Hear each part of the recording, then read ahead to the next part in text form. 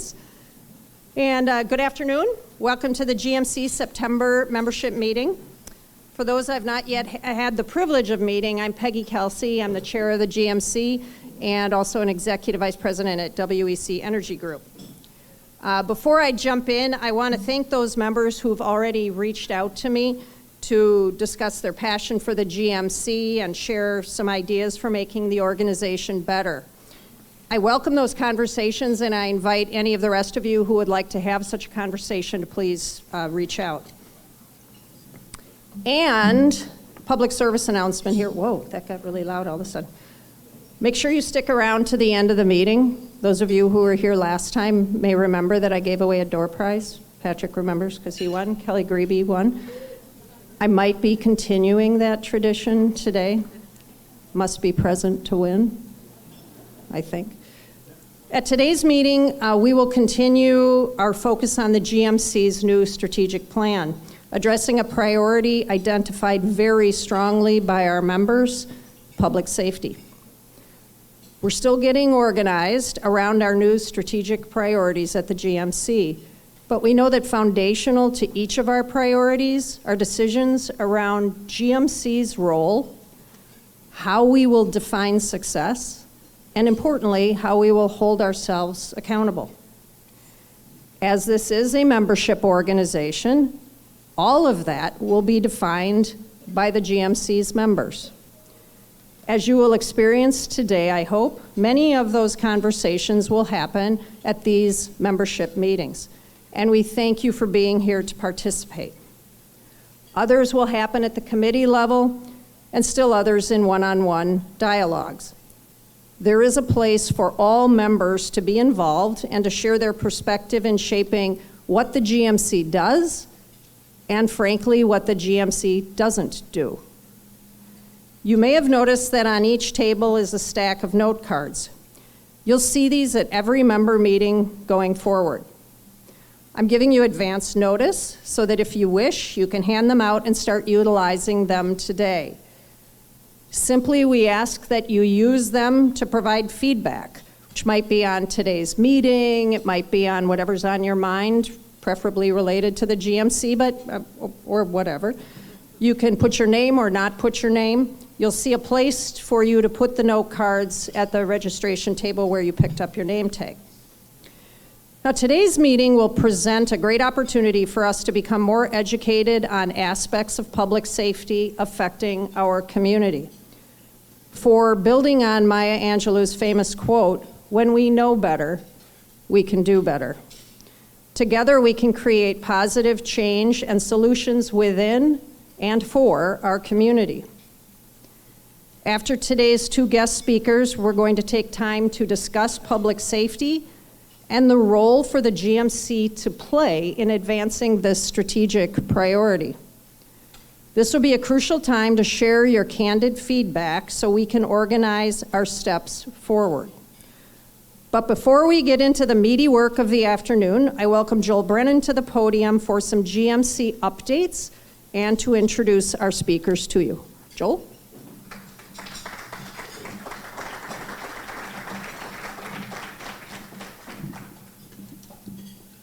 Thank you, Peggy.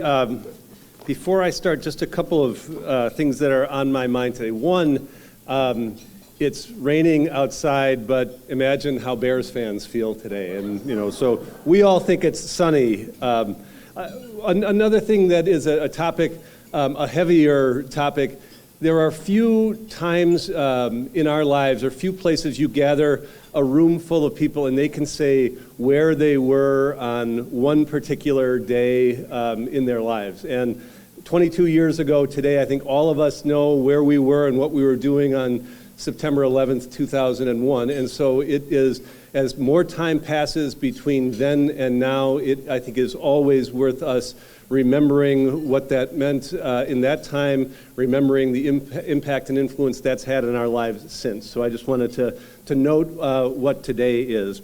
And then the third thing I wanted to note is this is our first gathering since we broke for the summer, and there certainly has been some monumental things that have happened in and around Milwaukee in that time, and not the least of which, and I just want to take a moment to express gratitude and appreciation for the work that Mayor Cavalier Johnson did in ensuring Milwaukee's continued viability by getting the sales tax passed and everything that you were part of for that. Both the mayor, the county executive, and frankly, all of you who are engaged in this community did things that protected what I think the issue we're talking about today around public safety. There is complexity around it. There are a whole bunch of things that circulate, but resources are vitally important to that. And Milwaukee was on the cusp of not being able to provide the most basic of resources. So through the action of the state legislature, the governor, the Milwaukee Common Council, the Milwaukee County Board, we are at a point where we can leap off and we can do things from here. But without that, we would have had very much bigger challenges to face. And so I want to express that appreciation. Finally, on a personal note, I want to just express the kind of where we are as a community. I had the opportunity last night to host my college roommate, Joe Rock, who is here, and we graduated from college at the same time, lived in the dorm at the same time. But my college roommate, who I met 35 years ago, was in town from Phoenix. He had another friend of his who he was with who was from Zimbabwe. They spent, along with 35 or others, other people this weekend, time visiting Milwaukee, learning things. Now, mind you, they did get the chance to be hosted by Andy Nunemacher and got the chance to be in his house and do things like that. So they saw a view of Milwaukee, which I think all of us would envy. But I can tell you that in driving them around the city and just what they saw in the city, they were impressed beyond measure into where we are, where we have gone. Somebody who lived here for 4 years in the late 80s, early 90s, coming back here and seeing what a vibrant, vital downtown and what the rest of the community looks like, and someone internationally who had never been here and what impression we left on them. So, while the topic that we have today is one that's personal for people and we know that we have challenges, I also want to make sure that as I approach this and as we approach this as a community, we know everything that we have to build on. We know some of the reputation we're developing nationally and internationally as we go. So again, enough for my off-scripted introductory remarks. Let me quickly get to the matters at hand. First of all, I'm going to welcome a couple of new GMC members that have joined us today.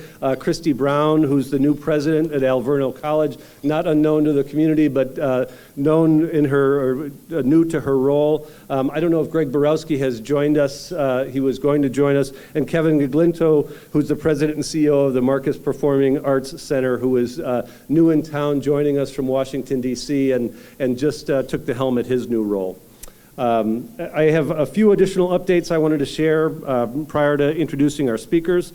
First, we're very pleased to share, and maybe this is a good reason that Greg Borowski is not here, because this is kind of newsworthy. We're pleased to share that Rocket Community Fund, Rocket Mortgage's Community Foundation, has pledged $300,000 to the Anti-Displacement Fund to help sustain its work into the future. Rocket Community Fund is based in Detroit, and familiar with our efforts and the handful of similar endeavors going on across the country. We were introduced to the Rocket Community Fund through our Community Leaders Committee. We're excited to work with them on being able to thoughtfully address the need for financial and other resources that'll keep homeowners and their families in neighborhoods and keep those neighborhoods strong for decades to come. A public announcement is forthcoming in the next several days, but we didn't want to miss an opportunity to share this news with you. Again, so to any of the media partners in the room, you'll see a formal press release soon. For many years, a number of years, some of you have worked on and most of you have heard our organization speak about Spark, our growth accelerator for Black, Hispanic, and women-owned businesses with annual revenues of under $1 million. We're proud to announce that the Spark program won a Mandy Award last month. That prestigious award highlights community development projects that are making a tangible impact in the community. Spark Cohort 10 kicks off tomorrow, and this program is open to all businesses regardless of their location. This will be the final cohort of Spark under the GMC banner, but we are close to announcing a new partner who will continue and likely enhance the work of Spark and our scale-up initiatives into the future. You can feel free to join us this Wednesday, September 13th at Tropic, a Spark Cohort 9 graduate, to kick off this new cohort and meet the amazing businesses and entrepreneurs who will grow and partner as a result of the work with the Spark program in the next 10 weeks. Also, this fall, Scale Up is piloting Rising Tide, a program focused on increasing generational wealth for BIPOC business owners. This pilot will be overseen by our own business coach, Deshaun Robinson, sitting right here. Finally, a reminder that the Beerline Trails Beeline Connector Building grand opening is next Tuesday, September 19th. The connector building lies at the southern entrance of the Beeline Linear Park at East Keefe Avenue and North Richard Street. I drove by it over the weekend. I can attest that it looks spectacular, and it will energize the immediate neighborhood around it. The building will serve as a community gathering space, lending itself directly towards the mission of the trail, which is to sustain and enrich the lives of people in Harambe and River West by promoting health, well-being, and prosperity through increased circulation of resources, voices, idea, labor, and creativity. We will have more in October to report about some of the work of where we are going in our reorganization of the GMC. I look forward to spending a little bit more time on that. But for today, I want to introduce our speakers who are going to provide insight into different aspects of public safety in our community. Our first speaker is Ashanti Hamilton, Director of the City of Milwaukee's Office of Violence Prevention. Director Hamilton was appointed to this position just a year ago in the fall of 2022 after having served on the Milwaukee Common Council for nearly 20 years. He's quickly changed the pace of the office and its efforts to address violence in Milwaukee, and will provide an update on crime and public safety outcomes for this year in the city and his office's vision to create a safer and stronger Milwaukee. Our second speaker will be Rob Henken, president of the Wisconsin Policy Forum. Rob is always informative, and I think Rob has gotten some credit, but probably not enough for the work that he did in partnership with the mayor, the business community, about the work that was needed to sustain Milwaukee in the years to come through a sales tax. Rob will outline recent findings from the Policy Forum's report entitled Under Pressure, which examines the state of the courts and the criminal justice system in our community and our state. Following both speakers, we're going to spend some time at the tables discussing what we've learned from them and what role the GMC can play in addressing public safety. I first want to welcome to the podium Ashanti Hamilton.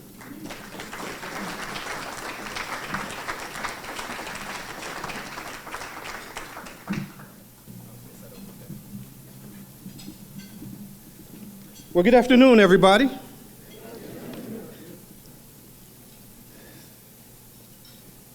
I really appreciate this opportunity to be able to speak with you all, especially sharing the podium with Rob, because whenever there's ever been a major issue in the city of Milwaukee and there was a need to have credible information behind that, information that was nonpartisan and information that was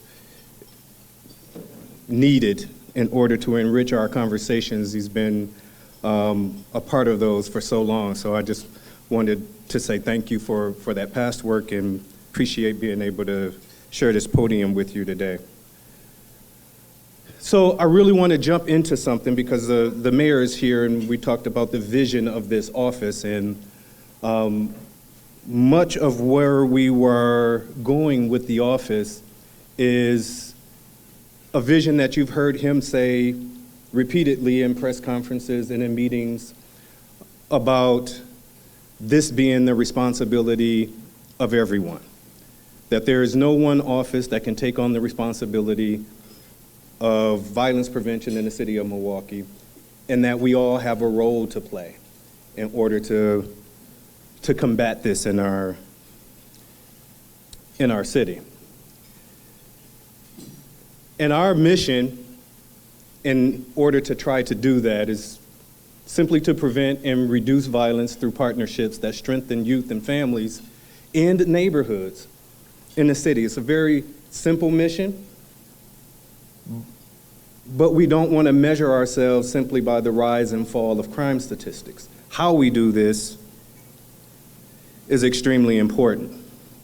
And speaking of data, if you take a look at this map up here that gives you a snapshot of fatal and non-fatal incidents from 2018 to 2022, and where those incidents have occurred. You can see the dark spaces on the map that highlight 5 neighborhoods that have been extremely vulnerable to gun violence and violent crime in the city of Milwaukee. It's a very concentrated area of the city of Milwaukee where a lot of these incidents are occurring. And if you take a look at this map, our epidemiologists in the health department have identified Childhood Opportunity Index, which is incidents that children face that are challenging to them, that often lead to them having criminal behavior in the future, and the opportunity for us to actually identify where those children are and intervene in those situations. They're also concentrated, the opportunity to have an impact is concentrated in the same areas, identified by the same neighborhoods.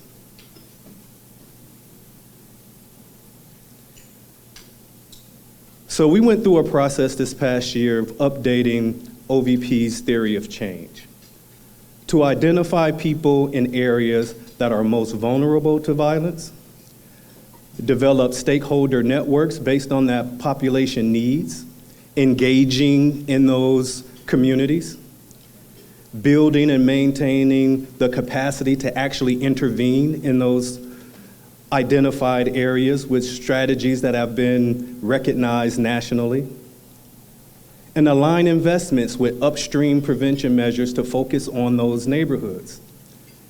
The goal in doing all of that is to decrease the risk factors and increase protective factors in neighborhoods that have a high risk of experiencing violence.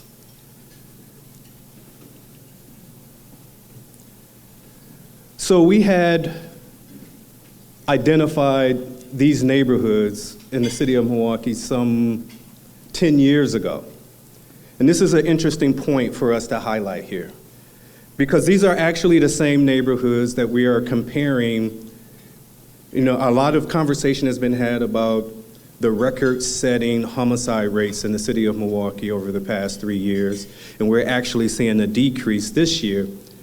But what we have been comparing those rates to go back to 1991. I don't know, it feels good to be in the room, Mayor, where people were actually alive and conscious and doing things in 1991, right? Like in this space. Because, you know, I don't think you were in high school yet. I was definitely a senior in high school, so I remember this. And there are a couple faces out here that I know you were at least in high school during that time period. But 1991 was that record-setting year. And in 1991, you could point to something specific that was actually driving the murder rate in the city of Milwaukee and across the country. And we all can remember what that was, right? It was the influx of crack cocaine in the city and in the nation, and what was happening around crack cocaine and gang wars and turf fights. So it was enterprise that was driving this. Same neighborhoods in 1991, same neighborhoods being affected by this today.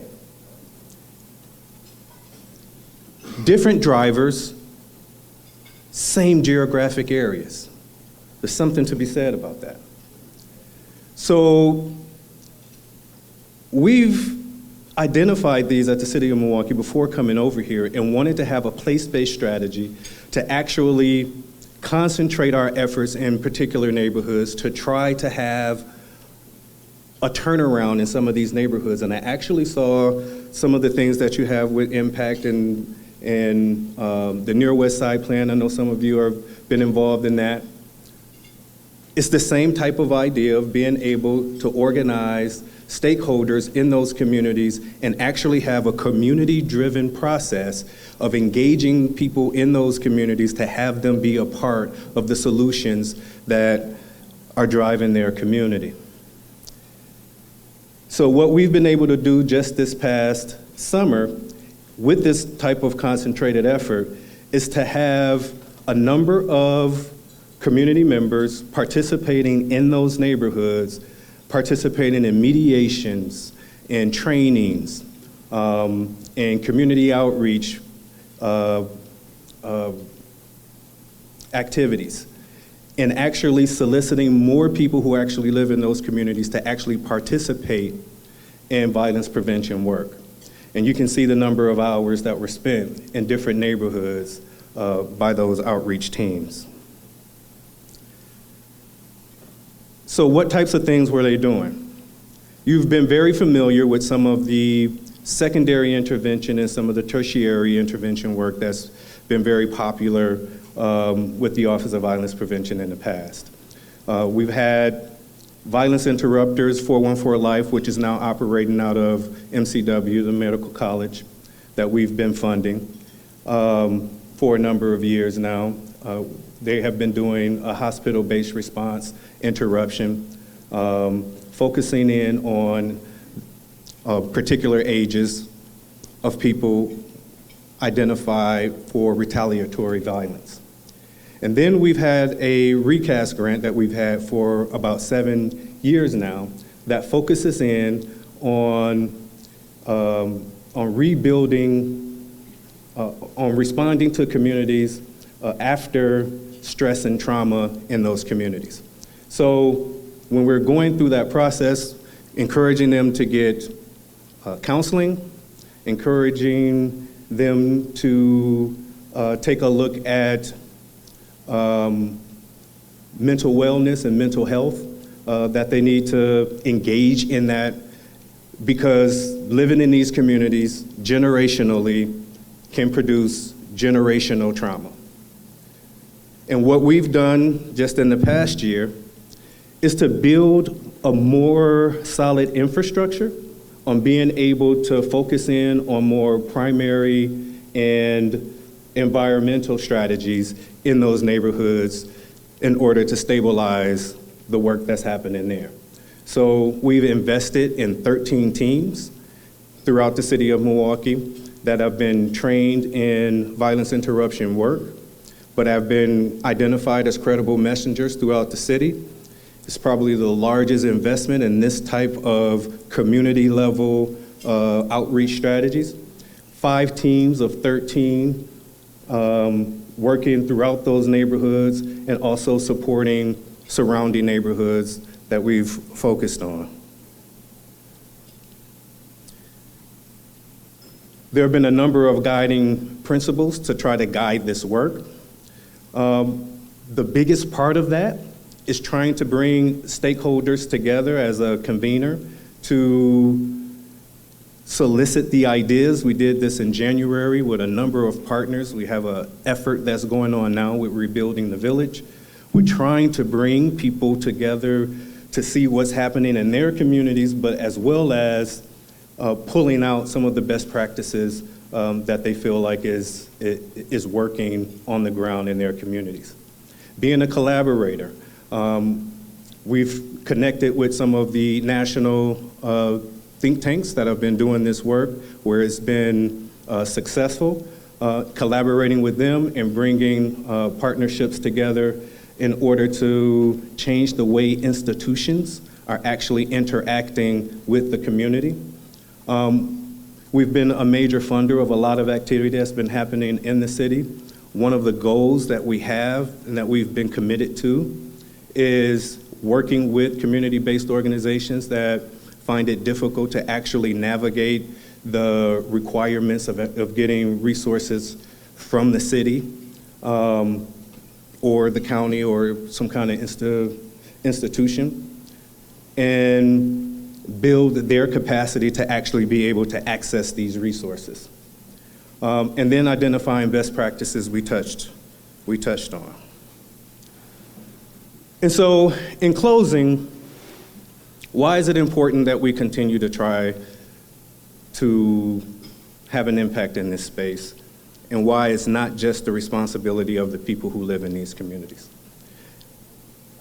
It's because the cost of violence is just far too much. Now, I know that we're in a room full of ethical people who know that the value of life is extremely important and that we all should place a high value on that, and that all lives are important and we should behave as if all of those lives are important, but we're losing far too many people who could be the next mayor, who could be the next millionaire that is buying teams and building stadiums and hotels. But we're losing them far too soon. And not only are we losing them, but we're also paying for the damage that's caused by this work.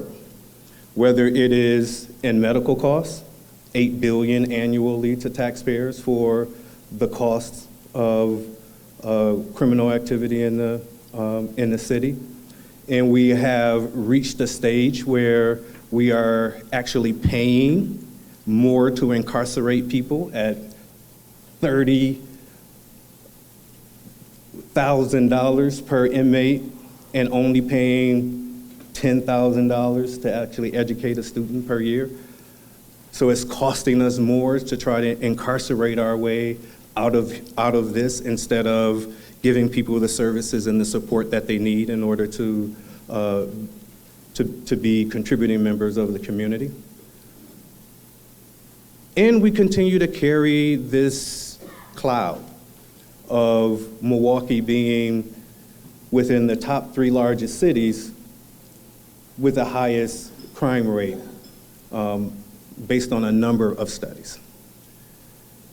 That has a huge impact on commerce. It has a huge impact on the excitement that people have about our city.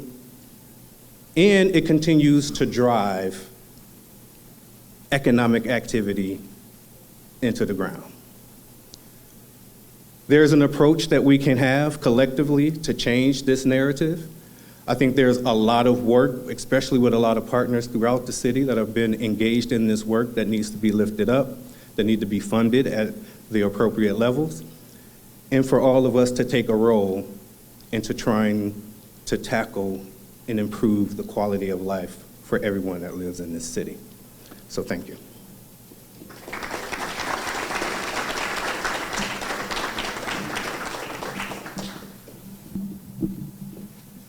Well, good afternoon, everybody. Great to see everyone. Cannot tell you how refreshing it is to be before this audience and not have to talk to you about the fiscal calamity that is awaiting the city of Milwaukee and Milwaukee County. But true to my reputation, I do need to introduce to you some data points that I think are of concern. And so that's what we're all here for, to spotlight problems and to talk about solutions. I also just want to thank Ashanti for those kind words and also talk about unsung heroes. When he was Common Council president, he was among the leaders who really got the ball rolling in terms of putting together the public-private coalition that ended up being so successful in Madison. So you deserve a lot of credit for that, so thank you. So I'm here today to talk to you about a report that the Forum published in early August. It's available on our website, which is wispolicyforum.org. It's called Under Pressure. And we had a very simple goal here. When we looked across the broad spectrum of government services that were not only hit, but hit really hard by the impacts of the pandemic, both during the height of the pandemic and as the pandemic started to ease, there were really very few, if any, areas of government that took a greater hit and that had greater challenges than the justice system. Just think about, from every point of that justice system pipeline, from police officers encountering people on the streets, to prosecutors needing to gather evidence from witnesses, obviously to judges and those who work for the courts having to convene juries. Really a lot of disruption.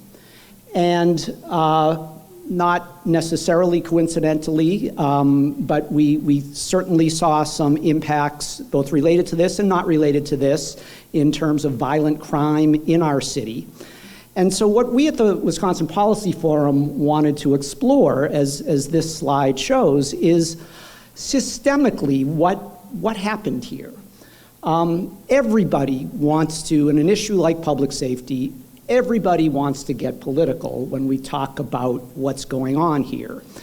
And I'm not saying that there isn't a need to get political, but there are also some real systemic issues here. And so what we really wanted to try to get at was, could we look at the system? To what extent had that system been disrupted, and to what extent had that disruption eased, and to what extent, as we looked at data through the end of 2022, and I'll emphasize that, our limitation is the snapshot I'm about to provide is through the end of 2022 for the most part. But to what extent had we recovered? And then the huge question following that we can't get to in as data-driven a fashion as we would have liked is, what are the impacts of any of these lingering systemic problems? And so we did that by analyzing the pipeline, data points along the pipeline, as you're about to see, and we supplemented that quantitative work with dozens of key informant interviews to try to get to the bottom of what's happening here systemically with our justice system. These are our data sources. I know Dr. Raymond is in the room. I want to thank the Medical College of Wisconsin, a key source of data. They have a very important partnership with the Milwaukee Community Justice Council. If you're not aware of the Milwaukee Community Justice Council, you should be. It's really one of the best examples of intergovernmental cooperation that we have going on in our community. It's a collaboration that was started back in 2007 or 2008 by then Sheriff Clark.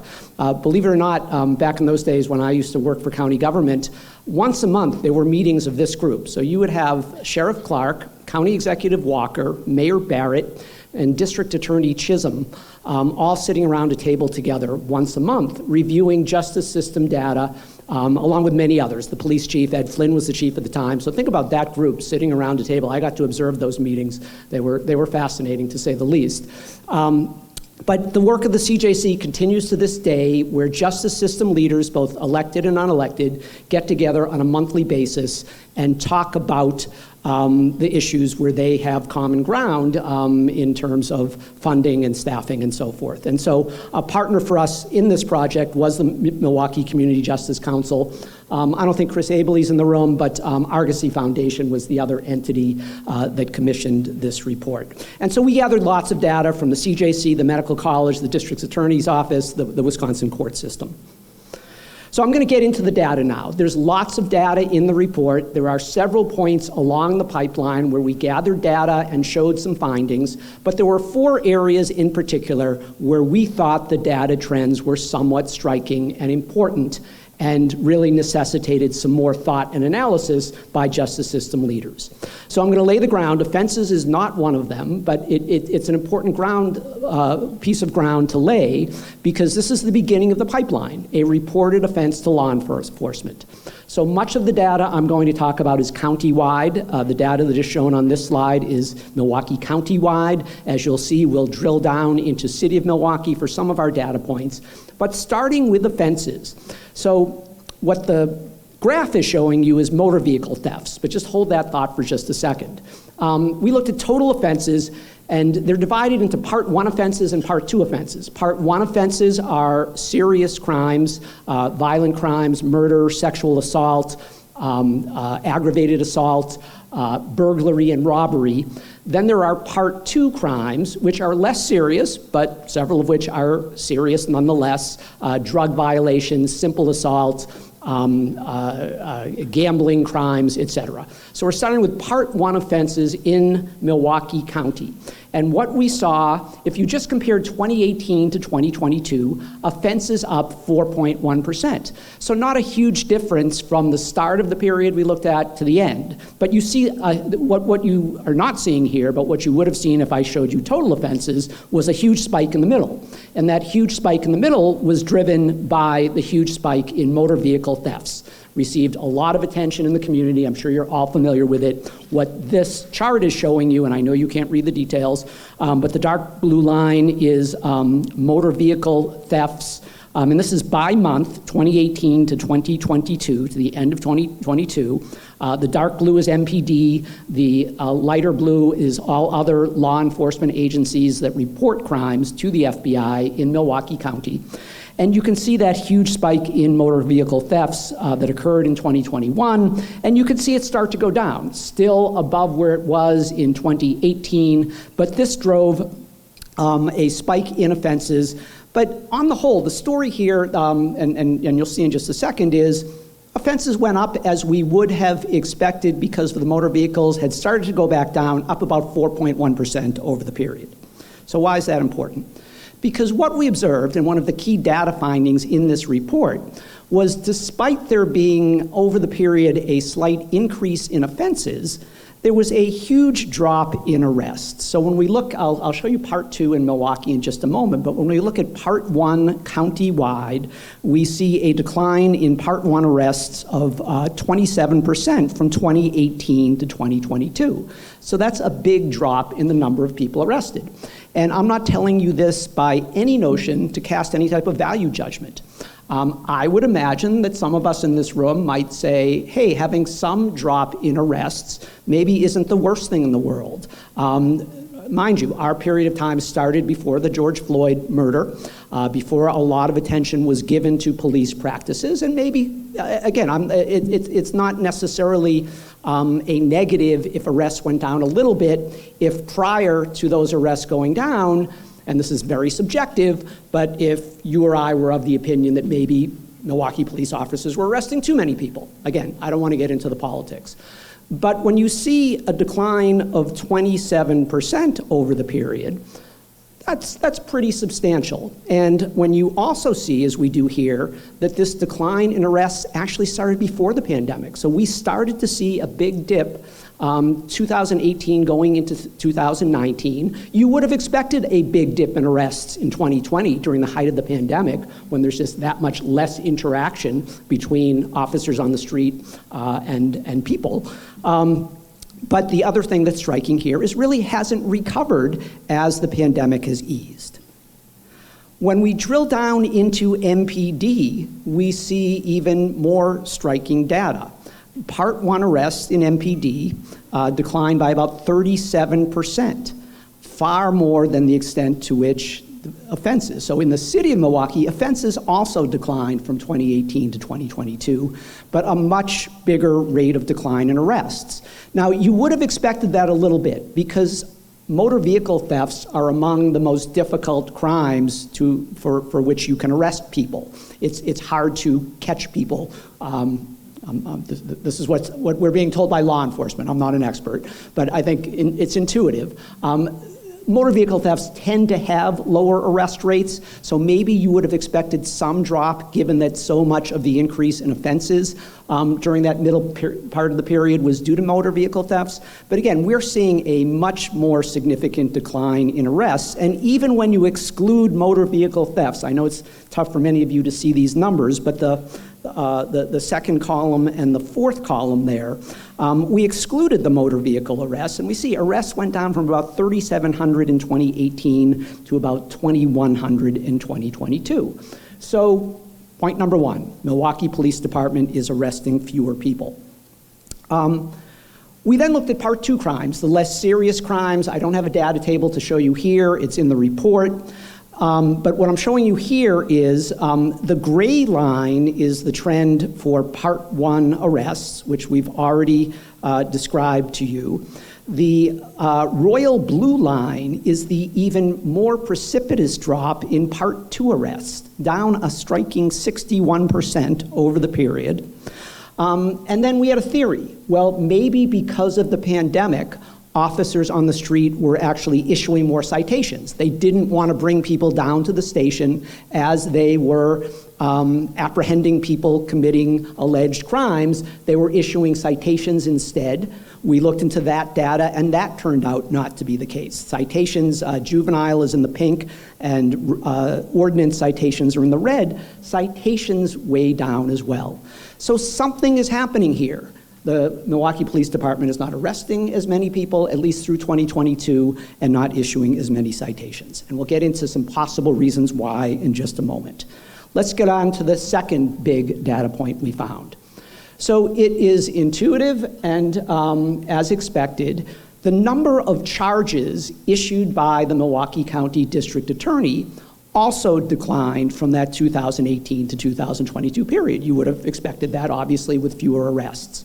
But we looked at the charging rate. So the percentage of charges made as a percentage of total cases referred by law enforcement to the Milwaukee County District Attorney's Office.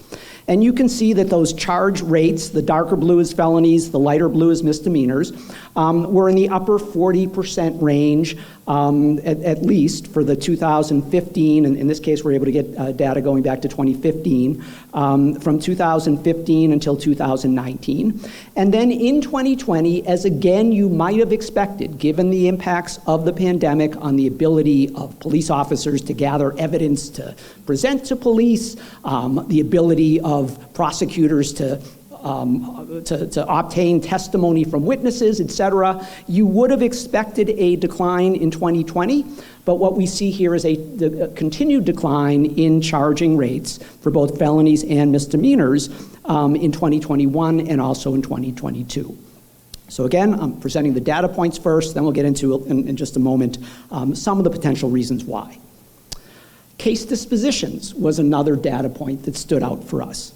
So what is this talking about? This is talking about how cases are being disposed of, guilty pleas, findings of innocent, or case dismissals. And one of the things we found is that there was a steady rise in both felony and misdemeanor dismissal rates from 2019 to 2021. More cases getting dismissed. We are also showing you, and again, I know it's tough to see, that on this slide, the dark green and the darker blue are guilty pleas. So we are seeing dismissals going up and only rebounding slightly in 2022, and guilty pleas going down. So that is something that is at least noteworthy. And finally, when turning to data looking at what is going on in the courts, so the end of that justice system pipeline, we are seeing unmistakably that cases are taking longer to resolve. Here too, you would have expected this in 2020 and for much of 2021 due to the variants, et cetera. I mean, just think about how it is more difficult to proceed with a case when you can't conduct in-person proceedings, or even as the pandemic began to ease, when in-person proceedings are limited. So what is this very busy graph showing you? The dark blue is the average age of a case at disposition. The light blue is the average age of pending cases at a given point in time. And the dark green and lighter green are those two data points for misdemeanors. And so without trying to get into the numbers with you, you can see all of those lines going up for felonies, the blue lines, going down a little bit toward the end of 2022 in terms of the median age of pending felony cases. Recovery as you would have expected in 2022 as the pandemic began to wane for misdemeanors, but that really has not been the case for felonies. And in fact, the median felony case age at disposition, it peaked at 331 days. And mind you, it was less than 150 days heading into the pandemic. And while it had gone down a little bit, still above 250 days in December of 2022. So, that also has an impact on the backlog of cases. The other key metric we looked at for the courts was how big is the backlog? In other words, just how many pending cases are there at a given point in time? There are always going to be pending cases. But had that number grown? Well, again, here you would have expected to see that number grow in 2020 and 2021. You would have expected, as we have seen for misdemeanors, which are the lighter blue, that would have gone back down almost to pre-pandemic levels for misdemeanors, so that misdemeanor backlog really being chipped away at in 2022. But unfortunately, that felony backlog still far, far higher at about 5,056 compared to 3,200 in January of 2018. So that felony backlog still very stubborn and still causing issues throughout the system. So what is going on here? Now, I know all of you want me to dwell into my inner Marvin Gaye and start singing for you the What's Going On song. I'll refrain from doing that. Some of you are looking at me quizzically because you're not old enough, like Ari, our staff person, to know who Marvin Gaye is, but we'll dismiss that. But so obviously the question that all of you are asking, the question that we were asking is, so what's going on? What's causing all of this? And those of you who know the Wisconsin Policy Forum know that we never want to answer that question, and we're really good at evading that question unless we have solid data with which to give you an answer. And in this case, we don't. I'm here to tell you we don't.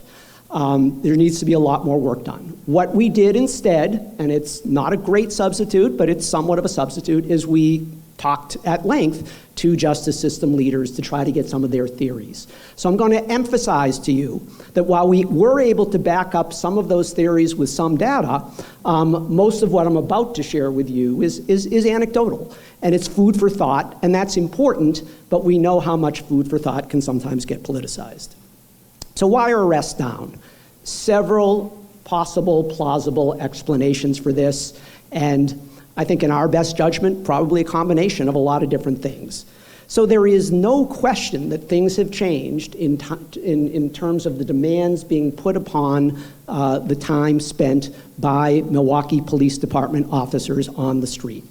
What this is showing you is the lighter blue is the number of priority 1 calls. These are urgent calls for service received by MPD dispatchers. The darker blue is all other calls. And the gray, there are certain proactive policing activities that are logged as proactive policing activities by dispatchers. And so we're showing you that in the gray. And this is data provided to us by MPD. And what you are seeing here is a sizable increase from roughly 59,000 in calendar year 18 to 73,000 in calendar year 22 in priority 1 calls for service. So more calls for service. And what you are also seeing, what is striking, is that gray bar, a huge decline, 1/3 of the amount of proactive policing activity conducted in 2022 as in 2018. So the fact that officers are so busy responding to calls and don't have as much time to do investigatory work and locating witnesses and gathering evidence, it's backed up by data that this was occurring, and so that could be a possible explanation. This is an ecosystem, as I'm about to say, and so one of the other points of the ecosystem where we did gather data, but we did not do a lot of analysis, is what's been happening in the Milwaukee County Jail, also known as the Criminal Justice Facility, and the Milwaukee County Community Reintegration Center, used to be called the House of Correction. What this is showing you is lengths of stay at the Milwaukee County Jail. The Milwaukee County Jail is overcrowded. That's a reflection both of more people there and staffing issues. And so as the Milwaukee County Jail has become overcrowded, there is less of an ability for Milwaukee police to take people who they are booking at their district stations down to the county jail for booking. Instead, they are holding them at those district stations for longer periods of time. This is just demonstrating to you this visual that lengths of stay at the jail have gone up for lots of different reasons. And so that's reverberated throughout the system. It means MPD must detain more people itself. And one of the things that has to happen when you are detaining people is that they have medical needs. And so to the extent that they have medical needs that require going to a hospital or a physician, police officers have to take them to that hospital or that physician, and it can take up a lot of police time. We're not showing you the visual here, but the number of medical runs increased from the low 2000s prior to the pandemic to more than 6,000 in 2022. So this is another possible reason postulated by the Milwaukee Police Department that we were able to verify that the facts are there. Also, and you're familiar with these numbers from our fiscal reports, this is not speaking to the number of filled positions. I'm sorry, this is not speaking to the number of budgeted positions, but the number of filled positions, sworn strength, so police officers at MPD, and these numbers have gone down. Part of that has been due to fiscal issues and the need to cut. Other has been to a big rash in retirements. Also, it is getting harder and harder to recruit and retain officers in this very tight labor market. So MPD sworn strength down 17% from 18 to 22. So you put all of those together, more calls for service, less time for proactive policing activities, more time needed for medical runs and taking care of people at your own holding facilities, fewer officers on the street, all of those add up and could be an explanation for the drop in arrests. Now there's one more. I don't have a slide on it because it's purely qualitative, but there were some other important developments that occurred. One thing was the George Floyd incident in 2020, which some might postulate had some impact on how Milwaukee police officers conduct their activities on the street. Something else that occurred in 2018, or 2017, implemented in 2018, was a legal settlement called the Collins Settlement between the ACLU and some other plaintiffs and the Milwaukee Police Department and the city. There was a lawsuit filed challenging stop and frisk policies and other activities by Milwaukee police officers. There was a legal settlement that required much more documentation, a much more formal structure that dictates when somebody gets stopped and gets arrested. And some have postulated that as a result of that settlement, that may be having some impacts as well. So, almost done. Why are charge rates down? First of all, that proactive policing issue, not as much time for officers to gather evidence and identify witnesses, may be having an impact on the quality of the cases that are reaching district attorneys and their ability to press charges. There have been staffing issues in the Milwaukee County DA's office, which are documented in our report. And a really important factor that the district attorney himself points out is something's going on with domestic violence charges. And so understandably, during the height of the pandemic, there were not as many people coming forward on domestic violence cases, just because we were all indoors. Lots of, the Sojourner Family Peace Center is really one of the most amazing institutions in our community that invites victims of domestic violence to come to them. There's a prosecutor on site who is able to process and build a case. Visits to the Sojourner Family Peace Center not only went down as we would have expected during the height of the pandemic, but have stayed down. And so one of the things that the district attorney's office points to is this has not rebounded from the pandemic. They're not sure why, but tougher and tougher to have witnesses come forward, to have victims cooperate in the wake of the pandemic, and that has had an impact on their charging rates. Why are more cases being dismissed? Well, clearly the backlogs. If your average case is pending for 250 days instead of 125 days, well, there's going to be a greater chance that witnesses can't be located.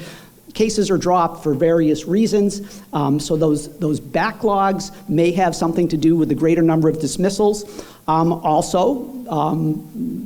Both defense attorneys and prosecutors have postulated that it's a better strategy for somebody accused of a crime to not plead guilty and to wait, because if that case is going to take that much longer to be resolved, there's a better chance that the charges will be dropped and the case will be dismissed.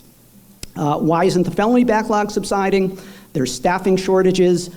This is a really interesting one, this second bullet here. The explosion in evidence from video cameras, cell phones, computers takes a lot more time for prosecutors and defense attorneys to sort through, so making it tougher, and also an increase in behavioral health disorders. We have a statistic cited in the report that shows that the need for competency exams has grown, and whenever there is a need for a competency exam, that can prolong the time that a case is pending.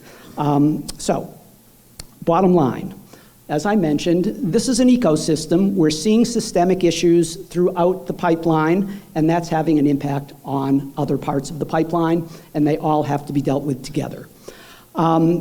We now have a double whammy going on. The pandemic was, of course, historic, but our workforce challenges are also historic. And so this is continuing to have an impact on every part of the justice system.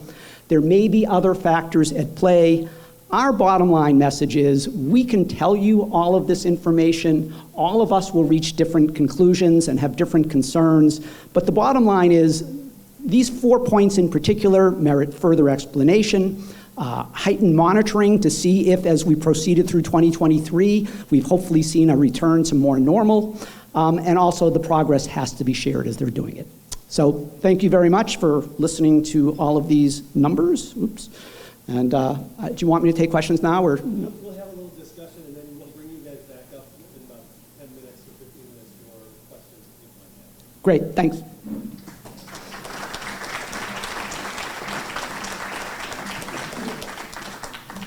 So we will reconvene and have Rob and Ashanti come up to answer questions. But we thought, and I think there are table captains at virtually all of the tables who have a list of questions. The questions really to ponder and the questions to discuss amongst yourselves are, one, what other information might you need around this issue of public safety? Where are the missing pieces in terms of what you know or what we need to know as a community? Two, what has the impact of public safety been directly on you and on your organization? Number three, and this is kind of where we're going, this is a leaping off point for the GMC, what is the role that we should play around convening, around informing?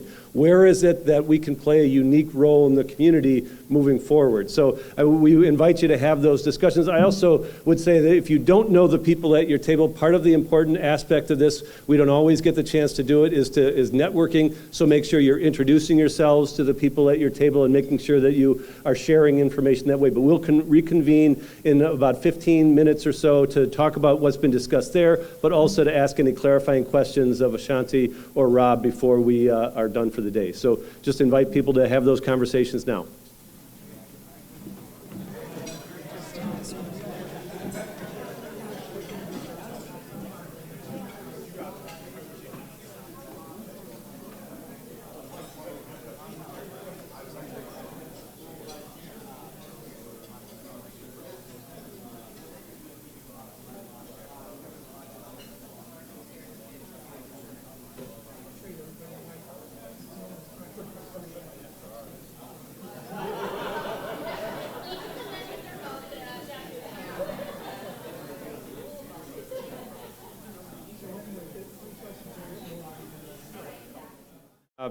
It is now almost 1:20, and we want to make sure and be respectful of people's time.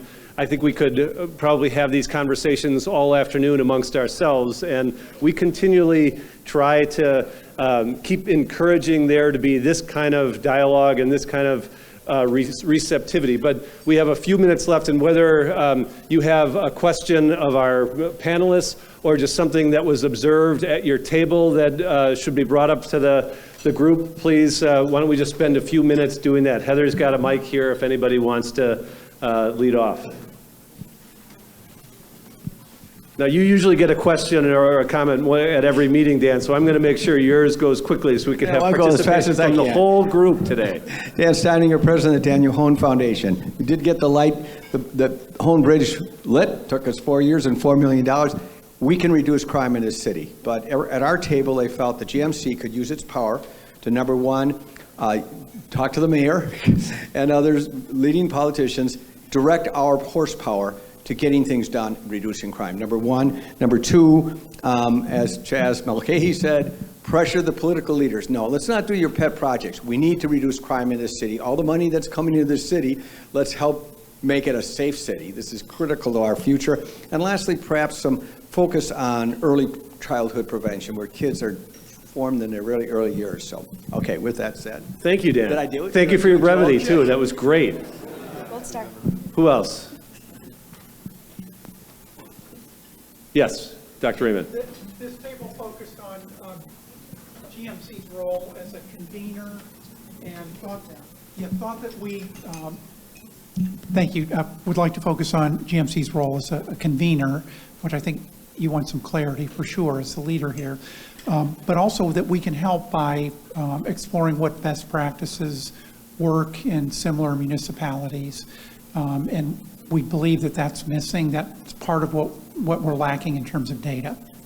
And just to, I won't speak for Rob, but Rob and I were having conversations about how the GMC and the Policy Forum can continue to work together and how the Policy Forum just can continue to do things in the community. And one of the next steps of this research on what's going on here is doing some of that research elsewhere and comparing what's going on elsewhere. So I think great minds are thinking alike, the ones at that table and where the Policy Forum and GMC are going on how we do this collaboratively moving forward.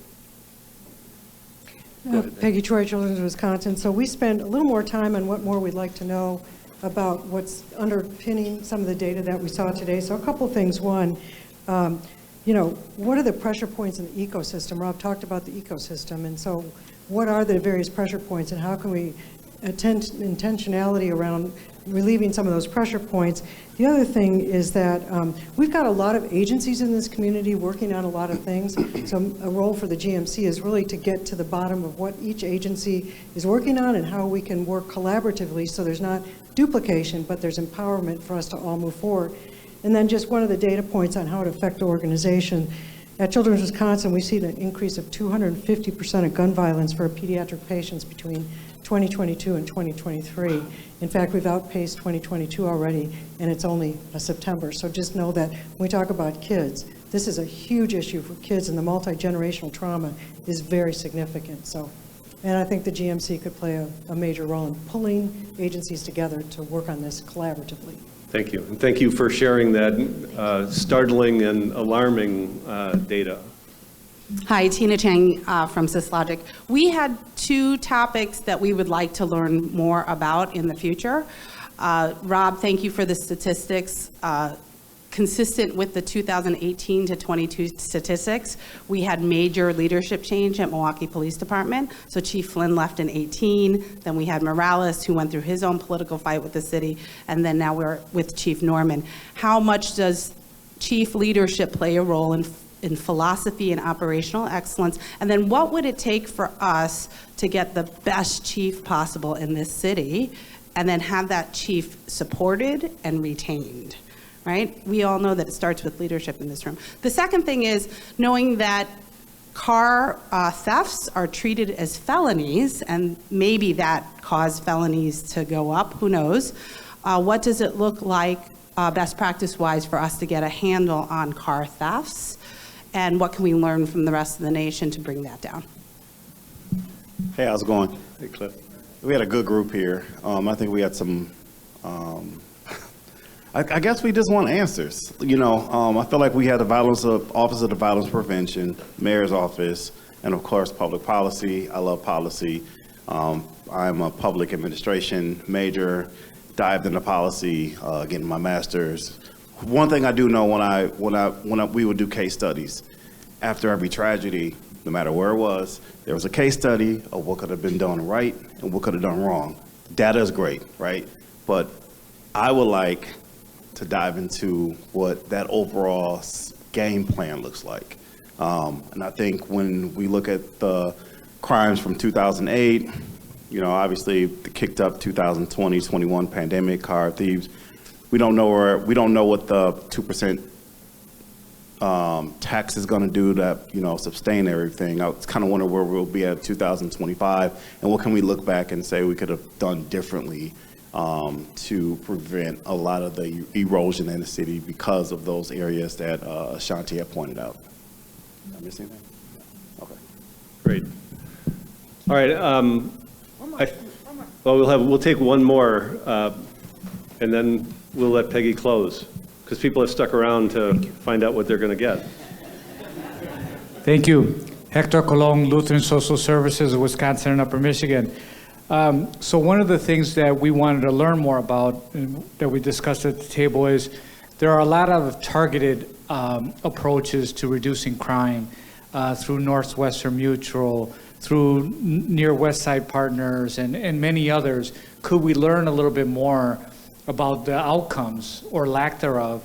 Obviously, if there's good efforts, we want to scale those. If things are not working, then we want to redirect in things that are working. So just learning more about those existing efforts going on right now. And then the other thing we talked about is, could members of this group be assigned to certain neighborhoods and collaborate and convene with others to make a difference in those neighborhoods during a sustained period of time? So targeted efforts with leaders within this group to make those changes possible. Thank you very much. Thanks to all of you, and thanks for those who volunteered to help guide the discussion at the table. Again, this is some of the most fruitful things that we can do, and we will be responding to these things. What the next steps for us are to make sure that we have the right people who are leading the efforts from our board and from our membership on the public safety efforts, and then inviting others to be around. Now, people know that there are 4 areas that we have designated: public safety, education, infrastructure, and fiscal health. I forgot about the one we've been talking about for the last 2 years. But we will be, over the course of the next month or so, making sure to gauge people's interests in those, and then where we're going and how we're going to be moving into these, because these are going to be sustained efforts over time. This is not a one and done. We all know, all of you who do business here know that public safety is an issue that has been around and will be around. I cede the mic to Peggy to give our final remarks.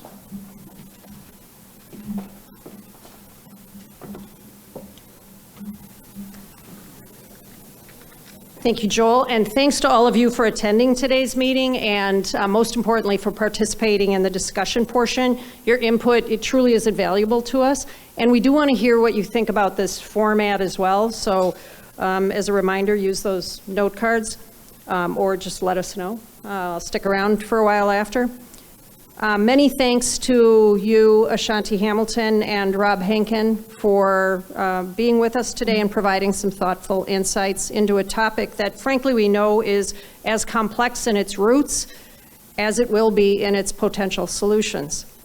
The GMC is committed to being a trusted partner and a resource as we work together to make our community a safer place to live, work, learn, play, and stay for all. And remember the GMC's foundational motto: it can be done. We are truly at a pivotal moment in Milwaukee's future, and it is efforts like those of the speakers we heard from today, coupled with our organized support, that are going to create large-scale, tangible, and sustainable outcomes for our shared community. We're grateful for all of your input today, and as Joel mentioned, he and I are committed to thoroughly receiving and digesting all of your input as we move ahead on this and other strategic priorities. And I would say if something cropped up at your table that you didn't have a chance to raise your hand about, or you wanted a more thoughtful discussion, please do reach out to us separately. Our next meeting is October 9th, and I will now adjourn this meeting and turn to another important subject, today's lucky winner. But first, I'll tell you what the lucky winner is going to win, thanks to one of our very, very supportive community partners, Southwest Airlines, our 2 round-trip tickets via Southwest. So we chose at random, truly at random, one of our members who is here today to win these 2 tickets. The GMC will be reaching out to this person to tell you how you go about redeeming these 2 round-trip tickets. And congratulations to you, Tina Chang.